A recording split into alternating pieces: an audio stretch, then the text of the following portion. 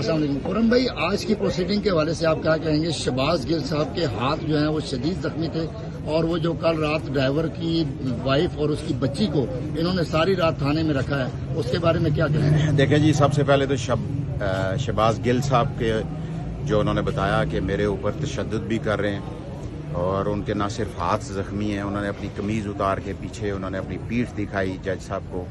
میں یہ آپ کو بتاؤں کہ وہ بالکل ایک مرد مجاہد کی طرح کھڑا ہے، پاکستان سے محبت کرنے والا بندہ ہے۔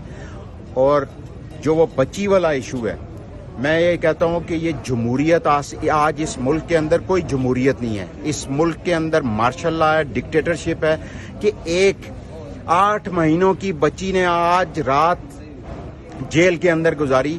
تو میں یہ جو جمہوریت کے دعوے دار، جو جمہوریت کا ہر وقت جو نام لیتے ہیں، آج میں ان کو یہ بتانا چاہتا ہوں کہ پاکستان کی عوام یہ سارا کچھ دیکھ رہی ہے، اور انشاءاللہ یہ پاکستان کی عوام عمران خان کے ساتھ کھڑی ہے اور کھڑی رہے گی، اور پاکستان سے محبت کرتی ہے، اپنی فوج سے محبت کرتی ہے۔